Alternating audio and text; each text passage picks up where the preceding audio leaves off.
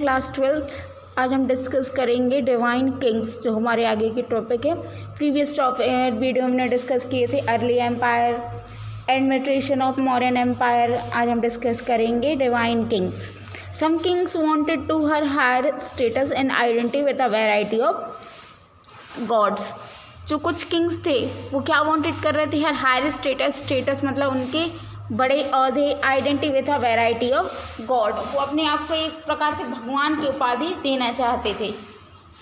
History के जो अपने प्रीवियस वीडियो में हमने डिस्कस किया था, नोशन ऑफ किंगशिप हमने बताई थी। बहुत सारे सरदार वगैरह लेते थे वहाँ पे कुछ लोग, जो हमने बताया था। आज हम देखेंगे कि जो कुछ किंग थे वो क्या अपने आप को शो कर रहे थे कि वो भगवान के समान है। कैसे? भगवान के समान। Kushan got best strategy who ruled over a vast kingdom extended from north to north India. Kushans जो थे उनकी एक बेस्ट स्ट्रेटजी, मतलब उनने एक प्लान बनाया था। स्ट्रेटजी इसका मीन्स हम बोल सकते हैं उन्होंने एक प्लान बनाया था। Ruled over a vast kingdom, वो रूल करना चाहते थे पूरे किंगडम पर। From north Asia to north India. कहाँ से कहाँ तक? नॉर्थ इंडिया से लेके नॉर्थ एशिया तक। क्लियर हुआ स्टूडेंट? हम अपने नेक्स्ट टॉपिक पे चलते हैं, जो है हमारा, देखते हैं अ changing country side popular perfection of king. हमारे नेक्स्ट टॉपिक पे हम चलते हैं। अ changing country side popular perfection of Kings. कहानी के द्वारा, मतलब चेंजिंग कंट्री साइड मतलब जो कंट्रीज थी वो कैसे, जो चेंजिंग था वहाँ पे क्या क्या चेंज हुआ और कंट्रीज कैसे बनी। Perfection of king. Historian have tried to tell life with the help of Jatakas and the Panchtatva. हमने कहानियाँ सुनी हैं, पहले के लोग हमें कैसे कहानी सुनाते थे कि पंचतत्व कहानियाँ सुनाते थे। सुनी होंगी आप लोगों ने बहुत सारी, कुएं की कहानी, इस टाइप की कुछ कहानी सुनाया करते थे। कौन? हिस्टोरिकल, मतलब हमारे जो पूर्वज थे वो इस टाइप की कहानी सुनाया करते थे। Many story was popular by oral falls and later converted into writing. पहले ओरली सुनाते थे, क्योंकि रिटर्न वक्त था नहीं कुछ कि कौन लिख के, कोई जानते ही नहीं था कि किस पे लिखेंगे, क्या करेंगे, इन्वेंशन ही नहीं हुआ था उस चीज़ का। फिर कुछ टाइम बाद जो ओरल स्टोरीज थी उनको रिटर्न किया गया है ना, कन्वर्टेड इनटू राइटिंग। जो कहानी हम बता रहे हैं ना, जो हमारे पूर्वज हमें सुनाया करते थे। चलिए देखते हैं। One story known as the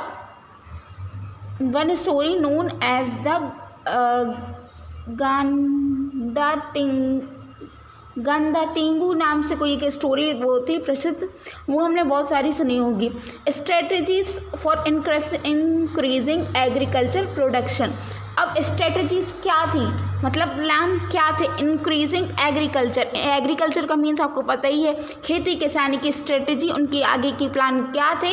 increasing production के लिए। इंक्रीजिंग का मतलब होता है बढ़ाने के लिए, और बढ़ाने के लिए जो प्रोडक्शन है, जो खेती किसानी का काम है, क्रॉप्स वगैरह, उनको बढ़ाने के लिए उनकी स्ट्रेटजीज क्या थी, उनके प्लान क्या थे? In such strategies of agriculture production was of use of floor. वो किस चीज़ का यूज़ करते थे? फ्लोर का यूज़ करते थे। The iron tipped plug was used in area which had high rainfall. आप लोग ने देखा होगा हल जोते जाते हैं खेत में, उसी को ये क्या बोल रहे हैं? Iron tip plug. जो हल होते हैं ना, इस टाइप से कुछ ऐसे हल होते थे, उसको जोता करते थे। आई बात समझे? तो ये इनकी स्ट्रेटजीज थी। कहाँ पे थी ये वाली स्ट्रेटजीज? कहाँ? जहाँ पे हाई रेनफॉल, बहुत ज़्यादा रेनफॉल हुआ करता था, वहाँ पे ये इस चीज़ का यूज़ करते थे। Areas where a semi dry such as Punjab, Rajasthan use iron tip plug in 20th century. अब जो कुछ एरिया ऐसे थे जहाँ पे बहुत ज़्यादा सेमी ड्राई मतलब सूखा पड़ा हुआ था, जैसे हम बोल सकते हैं राजस्थान, पंजाब, इधर पे भी ये किस चीज़ का यूज़ कर रहे थे? आयरन टिप्ड का यूज़ कर रहे थे इन 20th सेंचुरी, जिसको हम बोलते हैं लोहे के हल। कब स्टार्ट किया था? 20th सेंचुरी में। क्लियर हुआ ये point? Difference in rural society. अब डिफरेंस देखना है, इनमें क्या डिफरेंस है रूरल सोसाइटी में। Profit of agriculture production didn't get everyone. जो प्रॉफिट था एग्रीकल्चर का वो सबको नहीं मिलता था। जैसे हमने खेती किसानी की तो बहुत से लोग हमारे साथ हुए, तो उसका प्रॉफिट सिर्फ हमने रख लिया, उसका प्रॉफिट हमने किसी और को नहीं दिया। सेकेंड पॉइंट क्या है? There was a growing different in agriculture were based on differentiation access to land, labour and some of the new technologies. और कुछ लोगों के पास बहुत ज़्यादा टेक्नोलॉजी थी, लेबर्स थे, एंड कुछ के पास बिल्कुल कुछ भी नहीं था। और कुछ लोगों के पास ज़्यादा था तो उनके पास प्रोडक्शन ज़्यादा होता था, जिनके पास नहीं था, जिनके पास लैंड ही कम होगी तो प्रोडक्शन भी कम होगा ना।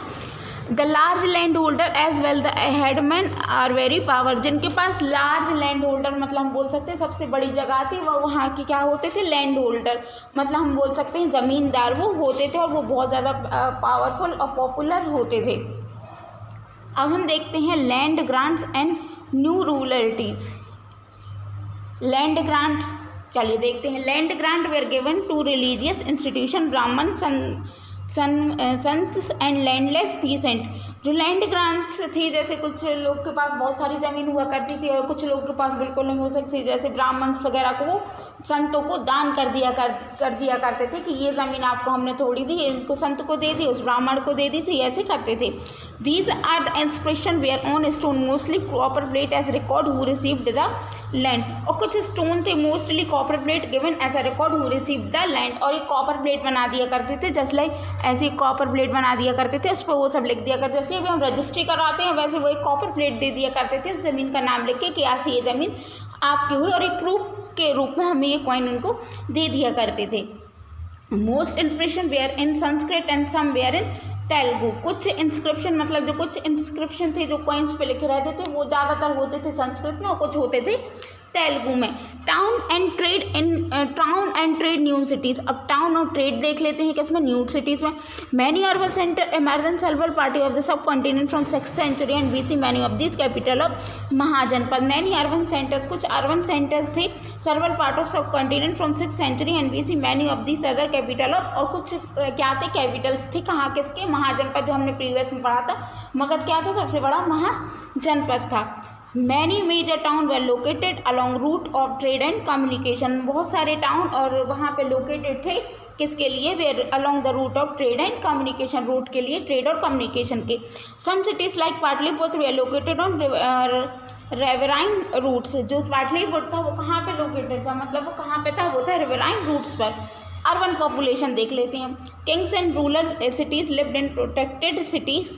The fine quality bowls, 2 dishes polished were probably used by rich people, and ornaments, tool, weapons, vessel made up of wide range of material, gold, silver, etc.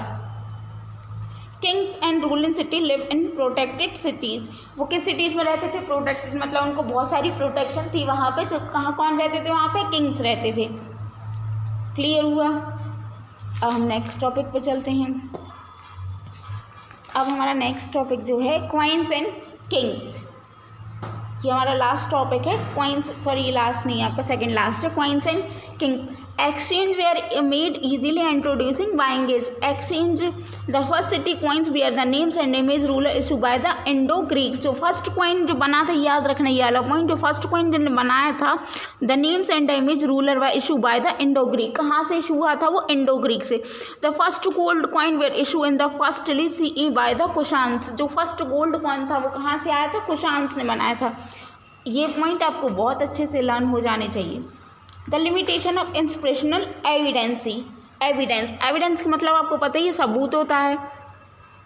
चलिए स्टार्ट करते हैं। There were technical limitation in studying inspiration in some of inspiration letter are not clear. कुछ inspiration के letters कैसे नहीं होते थे, clear नहीं होते, जैसे कुछ आधे छोटे मोटे, जैसे कुछ लिखा है कुछ समझ ही नहीं आ रहा, कुछ खराब हो गया है ना। Some inspiration are damaged and some of letter are missing, so and recertain, उनको हम क्या recertain होते थे, वो कुछ है कुछ नहीं है, इस टाइप से होता था। ओके स्टूडेंट, आपका सेकंड चैप्टर यहीं पर फिनिश होता है। अब हम नेक्स्ट वीडियो में अपने थर्ड चैप्टर करेंगे। इससे रिलेटेड आपको कोई भी डाउट हो तो क्लियर कर लीजिएगा। Thank you.